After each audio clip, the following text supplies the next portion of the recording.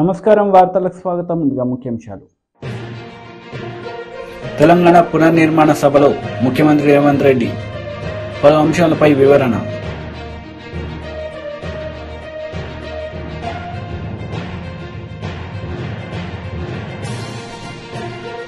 YS Sharmila press meet, CM Jagan పై fire.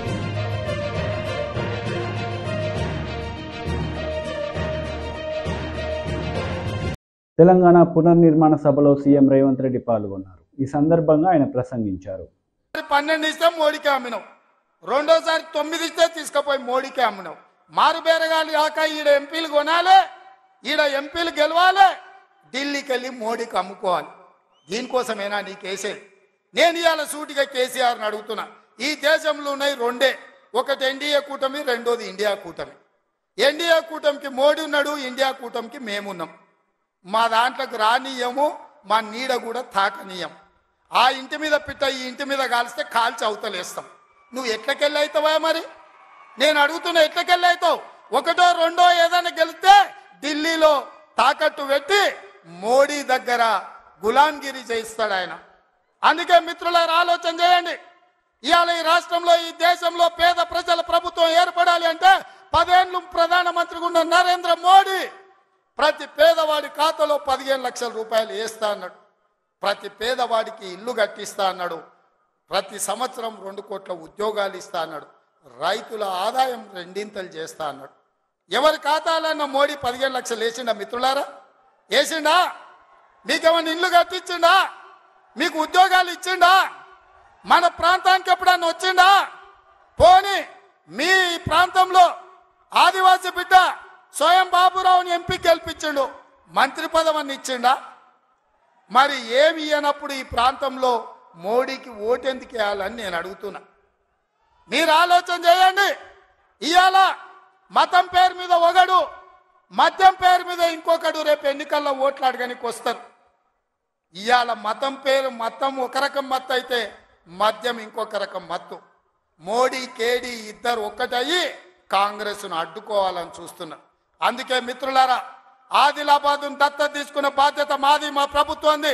మీకు university ఇచ్చే బాధ్యత మాది, మా ప్రభుత్వంది. మీకు తప్పకుండా తుమ్మిడేట్టు ప్రాజెక్టును కట్టే బాధ్యత మాది, మా ప్రభుత్వంది. తప్పకుండా సదర్మాట్ పూర్తి చేసే బాధ్యత మాది, మా ప్రభుత్వంది. కుప్తి ప్రాజెక్టును పూర్తి చేసే బాధ్యత మాది, మా ప్రభుత్వంది. కడెం ప్రాజెక్టును మరమ్మతులు చేసే బాధ్యత మాది, మా ప్రభుత్వంది. తండాలలో, గూడాలలో, మారుమూల పల్లెల్లో ప్రతి తండాకు గూడానికి రోడ్లు వేసే బాధ్యత మాది. తాగునీళ్ళు ఇచ్చే బాధ్యత మాది. పేదోళ్ళ పిల్లలకు చదువుకోవడానికి పాఠశాలలు ఏర్పాటు చేసే బాధ్యత మాది. ఈ రాష్ట్రంలో 2 లక్షల ఉద్యోగాలు నింపే బాధ్యత మాది. 2,07,000 నింపినాం. ఇంకా 1,93,000 ఉద్యోగాలల్లా 15 రోజుల్లో 15,000 కానిస్టేబుల్ ఉద్యోగాలు నింపుతాం. ఇవన్నీ చేసే బాధ్యత మాది.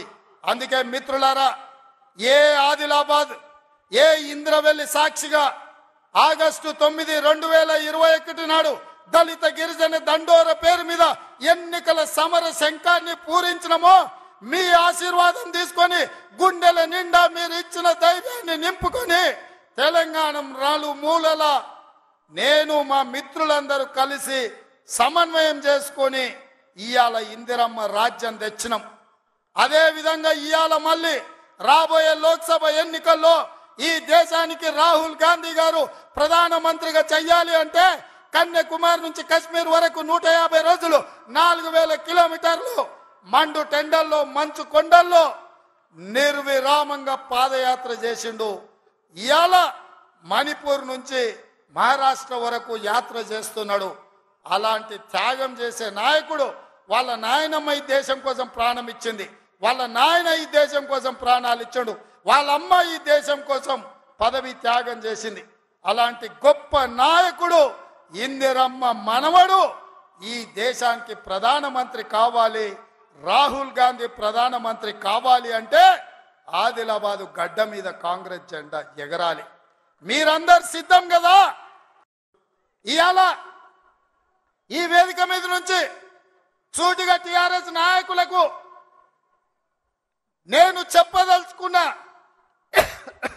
తెలంగాణ ప్రజలు 10 సంవత్సరాల మీ దుర్గమార్గమైన పాలనను ఈ తెలంగాణ రాష్ట్రాన్ని చెరుకు తోటల్లో అడవి పందులు ఏ విధంగా అయితే విధ్వంసం చేస్తాయో ఈ తెలంగాణ రాష్ట్రం మీద మీరు మీ కుటుంబ సభ్యులు మీ పార్టీలు పడి దోసుక తిని కొల్లగొట్టి విధ్వంసం చేసి ఈ తెలంగాణ రాష్ట్రాన్ని విధ్వంస రాష్ట్రంగా మాకు అప్పజెప్పారు.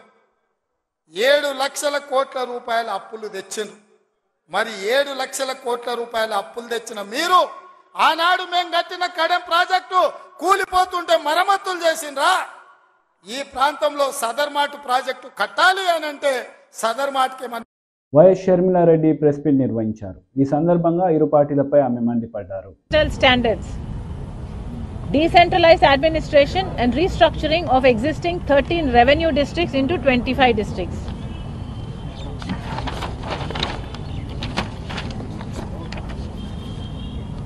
ఆ రోజు మోడీ గారు తిరుపతిలో సభ పెట్టి ఆ రోజు మోడీ గారు చెప్పిన మాట, ఆంధ్ర రాష్ట్ర ప్రజలకు ఇచ్చిన మాట, ప్రత్యేక హోదా 5 సంవత్సరాలైతే సరిపోదు, 10 సంవత్సరాలైనా ఇస్తాము అని మోడీ గారు స్వయంగా తిరుపతిలో నిలబడి ఆంధ్ర రాష్ట్ర ప్రజలకు ఇచ్చిన వాగ్దానం.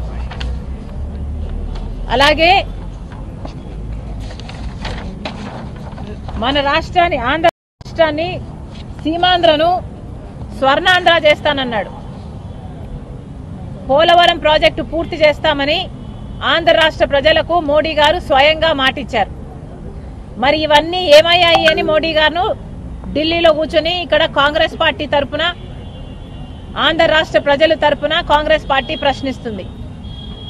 మోడీ గారు మీ అంతకు మీరే వచ్చి మా రాష్ట్రానికి 10 సంవత్సరాలు ప్రత్యేక హోదా ఇస్తామన్నారు, పోలవరం ప్రాజెక్టు పూర్తి చేస్తామన్నారు, విభజన హామీలో ఏపీ రీఆర్గనైజేషన్ యాక్ట్ ప్రకారము అదొక చట్టం, ఆ చట్టం ప్రకారం ఆంధ్ర రాష్ట్రాలకి, ఆంధ్ర ప్రజలకు ఉన్న మీరు చట్టసభల్లో కల్పించిన హక్కు ప్రత్యేక హోదా. ప్రత్యేక హోదాయే కాదు, పోలవరం ప్రాజెక్టు పూర్తి చేస్తామన్నారు, రాజధాని ఒక క్యాపిటల్ సిటీ కడతామన్నారు, 10 సంవత్సరాలకు హైదరాబాద్ రాజధాని కామన్ క్యాపిటల్ గా ఉంటుంది అన్నారు, 10 సంవత్సరాలకు అది సీజ్ అవుతుందన్నారు. ఈ లోపల ఒక కొత్త క్యాపిటల్ కడతామని ఆ రోజు యాక్ట్ లో పేర్కొన్నారు. 10 సంవత్సరాలు అయ్యేపోయింది. ఇప్పటికీ హైదరాబాదు కామన్ క్యాపిటల్ కాదు, అది అయిపోయింది. కానీ ఆంధ్రులకు చూస్తే కనీసం ఒక సిటీ ఉందా, మాకిది క్యాపిటల్ అని చెప్పుకోవడానికి ఏదైనా ఉందా అంటే అది కూడా లేకుండా పోయింది. అంతేకాదు కడపలో స్టీల్ ఫ్యాక్టరీ నియమిస్తామన్నది చట్టం చేశారు. అంతేకాదు వైజాగ్ లో రైల్వే జోన్ నిర్మిస్తామని చెప్పారు, దుగ్గిరాజపట్నంకి పోర్ట్ నిర్మిస్తామని చెప్పారు, special economic package for north Andhra and Rayalaseema అని చెప్పారు, Vizag to Chennai industrial corridor అని చెప్పారు. ఇవన్నీ యాక్ట్ లో పేర్కొన్న అంశాలు. అంటే ఇవన్నీ చట్టంలో పేర్కొన్న అంశాలు, ఆంధ్ర రాష్ట్రానికి, ఆంధ్ర ప్రజలకు చేయాల్సిన అంశాలు. భారతదేశము ఒక చట్టం చేసి పార్లమెంటులో, కేబినెట్ లో అది పాస్ చేసి ఇది చట్టం చేసిన విషయం. కానీ ఈరోజు అధికారంలో బీజేపీ పార్టీ ఉంది. బీజేపీ పార్టీకి ఇన్ని వాగ్దానాలు ఇచ్చి కూడా ఎలక్షన్లప్పుడు మా దగ్గరకు వచ్చి మా ఓట్ల కోసం మీరు పెట్టిన మీటింగ్లలో దంచి చెప్పారు. ఇవేవి నిలబెట్టుకోకపోగా ఆంధ్ర రాష్ట్ర ప్రజలకు ఈరోజు ద్రోహం చేస్తూ ఆఖరికి విశాఖ స్టీలుని కూడా ప్రైవేటైజ్ చేసే ప్రమాదం ఉంది అంటే, అంత భయాందోళన మీరు కలిగిస్తున్నారు అంటే ఇంకా మీరు నాయకులు ఎలా అవుతారు, అసలు మీది పరిపాలన ఎలా అవుతుంది అని ఆంధ్ర రాష్ట్ర ప్రజలు అడుగుతున్నారు. గుర్తుపెట్టుకోవాల్సిన విషయం ఏమిటంటే, ఆంధ్ర రాష్ట్ర ప్రజలు ఒక్క సీటు కూడా బీజేపీ పార్టీకి ఇవ్వలేదు, ఒక ఎమ్మెల్యే కూడా బీజేపీ పార్టీకి ఇవ్వలేదు, ఒక ఎంపీ కూడా బీజేపీ పార్టీకి ఇవ్వలేదు. అయినా కూడా ఈరోజు బీజేపీ పార్టీ ఆంధ్ర రాష్ట్రంలో రాజ్యం ఏలుతుంది. ఎందుకంటే ఇంతకు ముందున్న ముఖ్యమంత్రి చంద్రబాబు గారైనా ఇప్పుడున్న ముఖ్యమంత్రి జగన్మోహన్ రెడ్డి గారైనా బీజేపీ పార్టీకి పూర్తిగా గులాంగిరి చేస్తున్నారు కాబట్టి మొత్తం ఆంధ్ర రాష్ట్రాన్ని మోడీకి బానిసలుగా చేసే ప్రయత్నం చేస్తున్నారు. ఇది ఎక్కడి న్యాయం అని అడుగుతున్నాం. చంద్రబాబు గారు స్పీకర్లో పెట్టారు. చంద్రబాబు గారు స్వయంగా చెప్పిన మాట how do I play this చూసినప్పుడు మనం ఒక స్పెషల్ స్టేటస్ ఇవ్వాలి. 5 సంవత్సరాలు ఇచ్చారు. నేను నరేంద్ర మోడీ గారిని కోరుతున్నా 15 సంవత్సరాలు ఇవ్వండి. 5 సంవత్సరాల్లో ఇండస్ట్రీ రావాలంటే 2-3 ఏళ్ళు అవుతుంది. అది ప్రారంభమయ్యే లోపల ఆ స్టేటస్ పోతే మళ్లీ అభివృద్ధి ఆగిపోతుంది. అందుకని కనీసం 15 సంవత్సరాలు స్పెషల్ స్టేటస్ ఇవ్వమని చెప్పి వారిని కోరుతున్నా. ఈరోజు మన ఖర్చులున్నా నమ్మి అలసిపోయాము అని చెప్పండి. ఇక ఎవరిని ఇప్పుడు ముఖ్యమంత్రి జగన్మోహన్ రెడ్డి ప్రతి ఓటు మనమే తెచ్చుకుందాం. ప్రతి ఓటు వైఎస్ఆర్ కాంగ్రెస్ పార్టీకే పడేట్టుగా మనమంతా కూడా గ్రామాలలో చెప్పుకుందాం. 25కి 25 ఎంపీ స్థానాలు మొత్తం మనమే పెట్టుకుందాం. మనకే 25కి 25 ఎంపీ స్థానాలు మనమే తెచ్చుకున్న తర్వాత ఆ తర్వాత కేంద్రంలో ఎవరు ప్రధానమంత్రి కావాలనుకున్నా కూడా వాళ్ళకి మనం చెప్పేది ఒకటే, ఎప్పుడో చేస్తాము అనంటే మేము నమ్మం. నువ్వు సంతకం పెట్టు, ఆ తర్వాత మద్దతు ఇస్తాము అని చెబుతాం.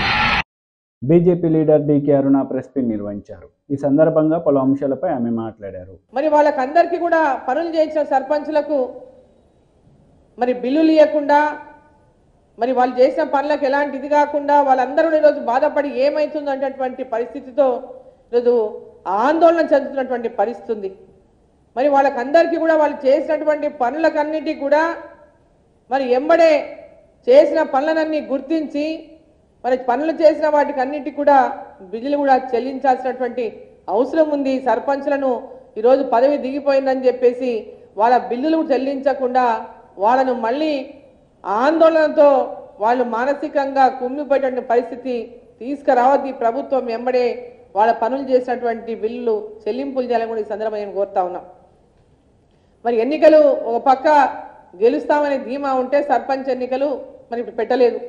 దాంతోనే వాళ్ళకి అర్థమవుతా ఉంది ఎన్నికలు మనం వచ్చినటువంటి ఎన్నికలు ఏవైతున్నాయో కేవలం బీఆర్ఎస్ పార్టీ మీద వ్యతిరేకతతోనే గెలిచామనేటటువంటి విషయం. మరి ఇప్పుడున్నటువంటి పరిస్థితుల్లో ఎన్నికలలో ఏం చెప్తా ఉన్నారు, పార్లమెంట్ ఎన్నికలు వస్తున్నాయి, పార్లమెంట్ ఎన్నికల్లో ఈ 6 గ్యారెంటీలు మేము అమలు చేయాలంటే మళ్ళీ కాంగ్రెస్నే గెలిపియాలి, కాంగ్రెస్ని గెలిపిస్తేనే మీకు 6 గ్యారెంటీలు అమలైతే అని చెప్పి మాట్లాడుతూ ఉన్నారు కాంగ్రెస్ పార్టీ నాయకులు. నేను అడుగుతా ఉన్నా, పార్లమెంటు ఎన్నికలకు మీరు ఇచ్చినటువంటి 6 గ్యారెంటీలకు ఏమి సంబంధము? మీకు ఓటేసి గెలిపిస్తే 6 గ్యారెంటీలు అమలు చేస్తామన్నటువంటి మీరు పార్లమెంట్ ఎన్నికల్లో ఓటేసి గెలిపిస్తేనే ఇవి వస్తాయని చెప్తున్నారంటే మీ యొక్క ఉద్దేశము ఇక్కడనే చాలా స్పష్టంగా అర్థమైంది. తెలంగాణ ప్రజల్ని మోసం చేయడానికి మీరు సిద్ధమయ్యిండ్రు అని. ఇంకా చెప్తా ఉన్నారు, కేంద్రంలో రాహుల్ గాంధీ ప్రధానమంత్రి అవుతాడట. ఇక్కడ కనుక 17 సీట్లు గెలిపిస్తే కేంద్రంలో రాహుల్ గాంధీ ప్రధానమంత్రి అవుతాడని చెప్తున్నారు. అయ్యా బాబు, మీరు ఈ దేశంలో ఎన్ని రాష్ట్రాల్లో మీరు అధికారంలో ఉన్నారు? మీకు వచ్చే 17 సీట్లతో ఈ కేంద్రంలో మీరు అధికారంలోకి వస్తారా అని చెప్పి అందరూ రాహుల్ గాంధీ గారు ప్రధానమంత్రి క్యాండిడేట్గా మీరు అనౌన్స్ చేస్తారా అని చెప్పి నేను ఫస్ట్ అడుగుతా ఉన్నా. ఇది కేవలం ప్రజలను మభ్యపెట్టడానికి, రాహుల్ గాంధీ గారికి పాపం ఖుషి చేయడానికి మాట్లాడుతున్నటువంటి మాటలే తప్ప దీంట్లో వాస్తవం లేదన్న సంగతి ఇక్కడ ఉన్న ప్రతి నాయకునికి తెలుసు అని చెప్పి సందర్భం నేను తెలియజేస్తా ఉన్నా. తెలంగాణ ప్రజలేమంత అమాయకులు కాదు. కేంద్రంలో నరేంద్ర మోదీ గారి నాయకత్వంలో మళ్ళీ జరగబోయేటటువంటి ఎన్నికల్లో మళ్ళీ నరేంద్ర మోదీ గారే ప్రధానమంత్రి అవుతారనేటటువంటి విషయం ఈ రాష్ట్ర ప్రజలకు కూడా చాలా స్పష్టంగా తెలుసు అని చెప్పి ఈ సందర్భంగా నేను తెలియజేస్తా ఉన్నా. మీరు మాయమాటలు చెప్పి ఈరోజు మేము విభజన చట్టం చట్టంలో విభజన చట్టాన్ని అమలు చేయాలంటే మేము రావాలి అనేటటువంటి మాట కూడా ఎంత అబద్ధమో, ఎందుకు ఇంకా ప్రజలను ఆ విధంగా మోసం చేస్తా ఉన్నారని చెప్పి అడుగుతా ఉన్నా.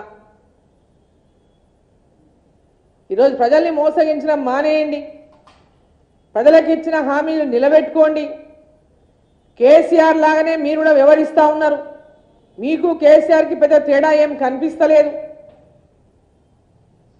మళ్ళీ మీరంతా కూడా అదే కేసీఆర్ తోవలోనే నడుస్తూ ఉన్నారు. ప్రజల్ని మభ్యపెట్టడం మానేయండి.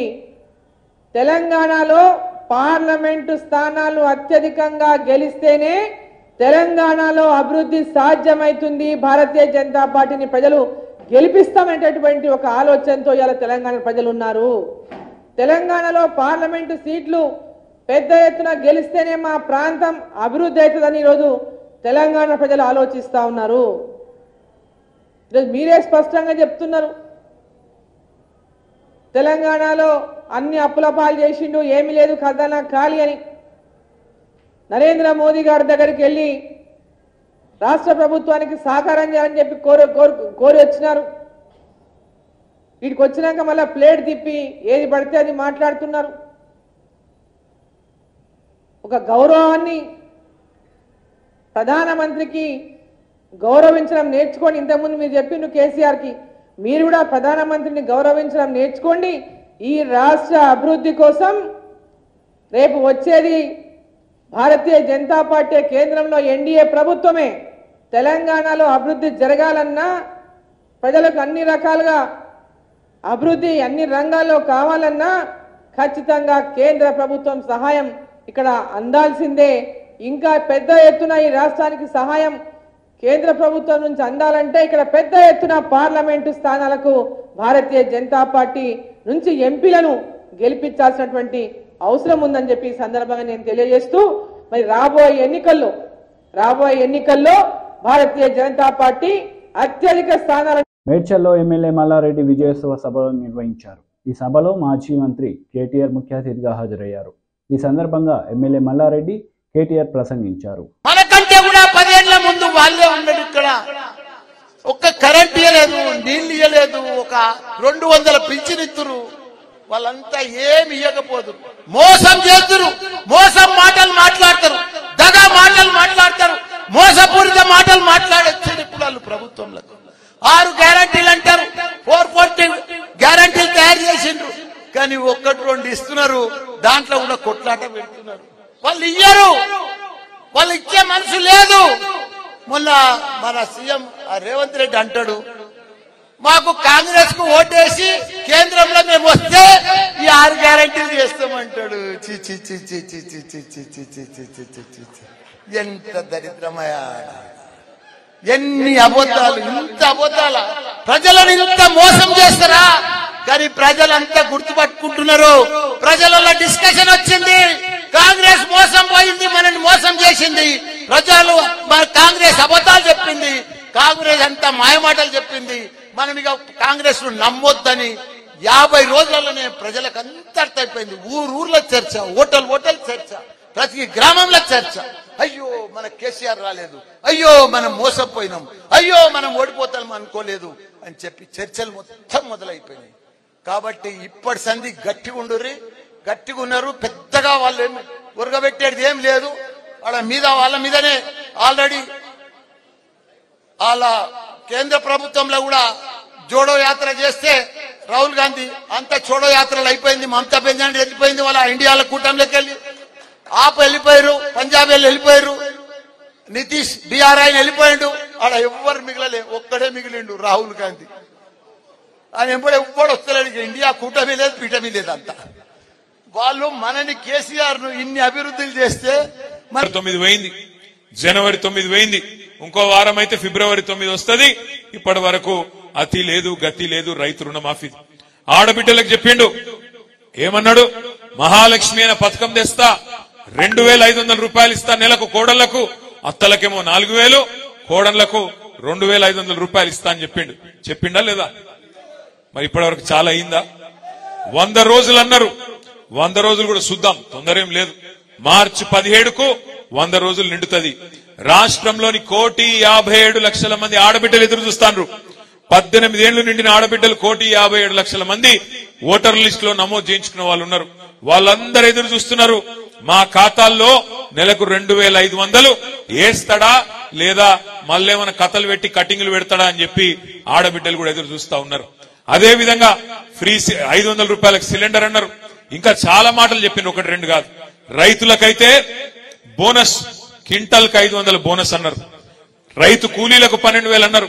ఇవాళ ఏం పరిస్థితి వచ్చిందో 50-60 రోజుల్లోనే మీరే చూస్తా ఉన్నారు. ఫ్రీ బస్ అని పెట్టిండ్రు.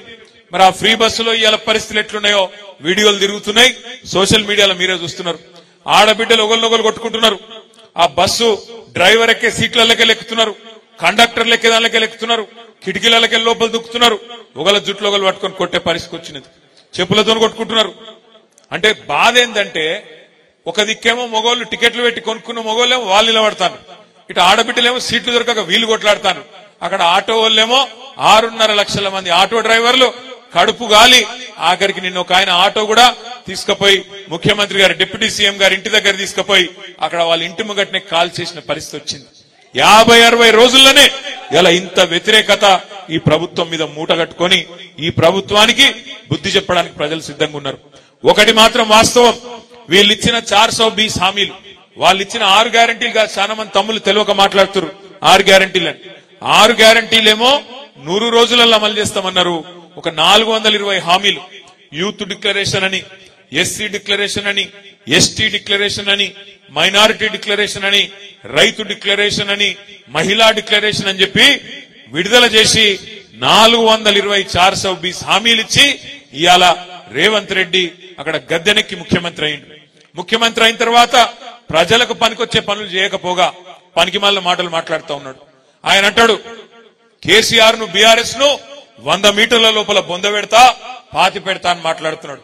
ఆయన తిప్పి కొడితే 3 ఫీట్లు లేడు. ఆయన అంటే 100 మీటర్ల లోపల మనల్ని పాతి పెడతాడంట. దయచేసి నేను మీ అందరికి చేసే విజ్ఞప్తి ఒకటే, ఇట్లాంటి వాళ్ళని మస్తుగా చూసినాం ఇదివరకు కూడా. ఈ గులాబీ జెండా లేకుండా చేస్తా, తెలంగాణ ఎక్కడిది, అట్లా ఇట్లా అడ్డం పొడుగు మాట్లాడిన వాళ్ళు ఈయనకంటే పెద్ద పెద్ద తీస్మార్ ఖాన్లు ఉండే ఇదివరకు. 2001 నుంచి 2014 దాకా వాళ్లతోనే కొట్లాడినాం. అట్లాంటి తీస్మార్ ఖాన్లనే ఇలా మాయం చేసి తెలంగాణ తెచ్చిన కేసీఆర్ కు ఈ బుడర ఖాను పెద్ద లెక్క కాదు అనే మాట కూడా నేను మీకు విజ్ఞప్తి చేస్తా ఉన్నా. టీడీపీ పోలిట్ బ్యూరో సభ్యులు వర్ల రామయ్య మీడియా సమావేశం నిర్వహించారు. ఈ సందర్భంగా సీఎం జగన్ పై ఆయన మండిపడ్డారు. కూడా సమాధానం చెప్పరు, ఆయన సమాధానం చెప్పకుండా మౌనంగా ఉంటారు. ఆయన మౌనంగా ఉంటే ఆ ప్రశ్నలు అర్ధాంగీకారమా, ఆయన ఒప్పుకున్నట్ట, లేకుంటే ఆయన దగ్గర సమాధానం లేనట్ట? అడ్డు పెట్టుకొని కొట్టేశారన్నారండి CBI. That is on record. 11 charge షీట్లు కూడా సిబిఐ కోర్టులో వేశారు. సిబిఐ కోర్టు పరిగణలోకి తీసుకుంది, అన్నిటికీ కూడా క్యాలెండర్ నంబర్ ఇచ్చారు. విచారణ జరగబోయే సమయంలో, ఇది ఎప్పుడు 10 ఏళ్ల క్రితం, 31/3/2012 31/3/2012 ఛార్జ్షీట్లు వేయటం మొదలుపెట్టారు.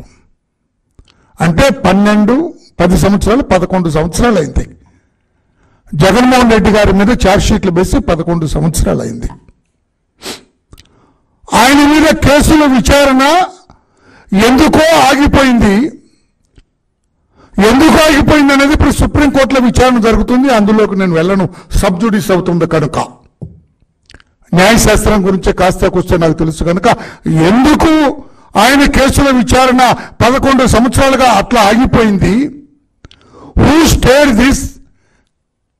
Is it a legal stay or illegal stay? ఇదంతా కూడా సుప్రీంకోర్టులో ఆ కేసులో తెలుస్తారు కనుక అందులోకి నేను వెళ్ళను. At the same time enforcement directorate కూడా 5 కేసులు రిజిస్టర్ చేశారు. 5 కేసుల్లో కూడా ఛార్జ్షీట్లు వేశారు.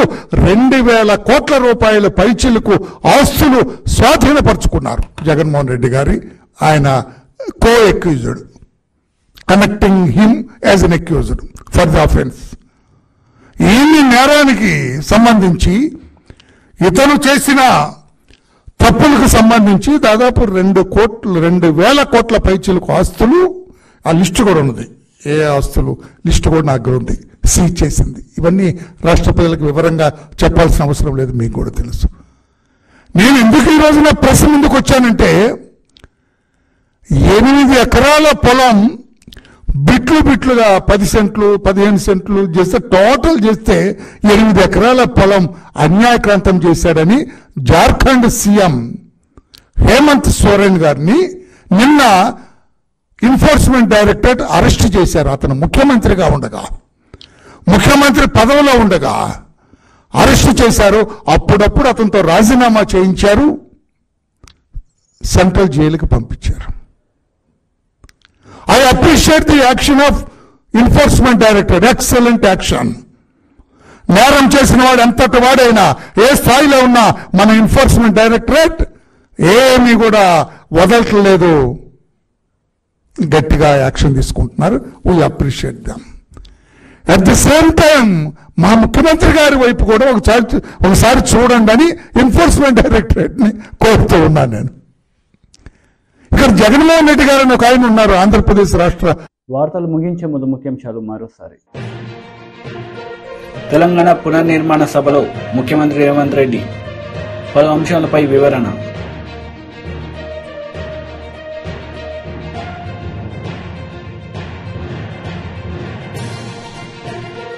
YS Sharmila press meet, CM Jagan పై ఫైర్.